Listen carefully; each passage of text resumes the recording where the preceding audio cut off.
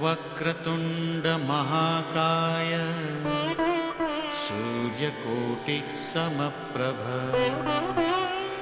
निर्विघ्नं कुरु मे देव सर्वकार्येषु सर्वदा।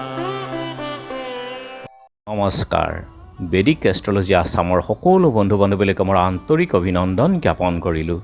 লৈ আহিছোঁ আপোনালোকলৈ আজিৰ দিনটোৰ দিনপঞ্জী। আজি 10 চ'ত সোমবাৰ 1431 ভাস্কৰাব্দ আৰু ইংৰাজীৰ 24 মাৰ্চ 2025 চন। ভাৰতীয় আজি 3 চ'ত আৰু মোং 23 ৰমজান। আজি সূৰ্যোদয় প্ৰাতঃঘণ্টা 5:23:23 আৰু সূৰ্যাস্ত সন্ধ্যা 5:30:31। ব্ৰহ্ম মুহূৰ্ত ঠিক সূৰ্যোদয়ৰ 48 পূৰ্বৰ সময়খিনি যোগ সাধনা, জপ তপ, বীজ মন্ত্ৰৰ সাধনাৰ কাৰণে অতি উত্তম সময়। আৰু আজি তিথি হ'ল কৃষ্ণা নৱমী তিথি, ৰাতিপুৱা 5:38:36 আৰু তাৰ পাছতে দশমী তিথি আৰম্ভ হ'ব, শেষ ৰাতি 5:05:42 পৰ্যন্ত থাকিব। আৰু আজিৰ নক্ষত্ৰ হ'ল উত্তৰাখাৰা নক্ষত্ৰ, শেষ ৰাতি 4:26:54 পৰ্যন্ত। আজিৰ যুগ হ'ল পাৰিঘী যুগ, দিনৰ 4:46:30 আৰু কৰণ হ'ল গড়কৰণ। পাৰিঘী যুগ অৰ্থাৎ এই যুগত জন্ম জাতক কুল বৃদ্ধিৰ কাৰক হয়।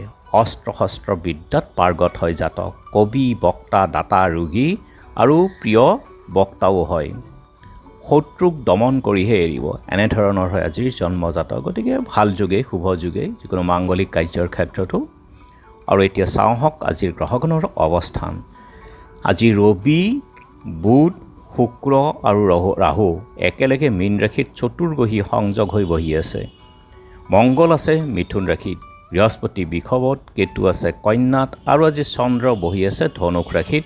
গতিকে আজিৰ জন্মজাতকৰ ৰাশি হ'ব ধনুক ৰাশি, ক্ষত্ৰিয় বৰ্ণ, বৰুণ যুগ, নৰগণ, গৰুৰ অস্থি, অষ্টোত্তৰী বৃহস্পতি আৰু বিংশোত্তৰী ৰবিৰ দশা হ'ব।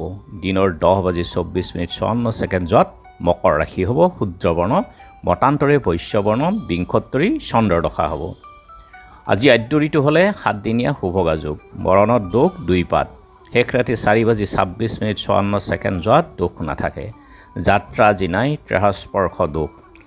আৰু যিহেতু আজি সোমবাৰ, কোনো যাত্ৰাত যদি আপোনালোকৰ যাব লগা হয় তেনেহ'লে মুখখন এবাৰ দাপোনত চাওক আৰু যাত্ৰা মংগলৰ এই মন্ত্ৰটো এবাৰ জপ কৰি সোঁ ভৰিখন দি আগবাঢ়ি ওলাই যাওক, আপোনালোকৰ যাত্ৰা শুভ হ'ব।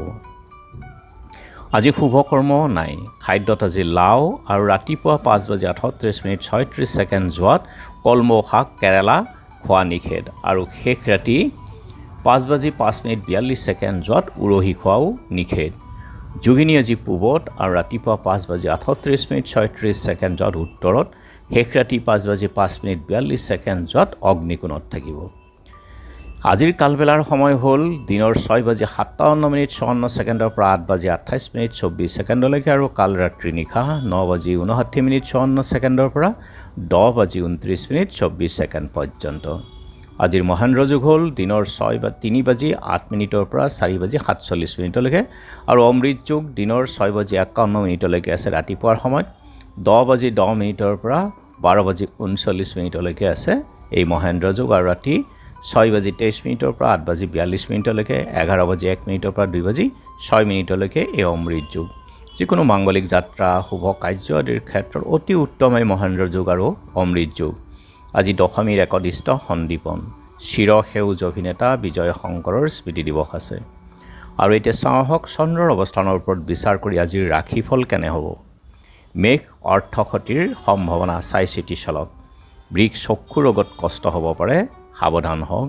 মিথুন যশ লাভ, কৰ্কট উচ্চ পদ লাভ হ'ব পাৰে, সিংহ স্ত্ৰী লাভ, কন্যা বন্ধু লাভ, তুলা সম্পত্তি লাভ, বৃশ্চিক ৰোগত কষ্ট হ'ব পাৰে, ধনু মন্দিৰ দৰ্শন, মকৰ সুনাম অৰ্জন, কুম্ভ হঠাৎ প্ৰাপ্তিৰ যোগ, মীন চাকৰিত প্ৰাধান্য লাভ।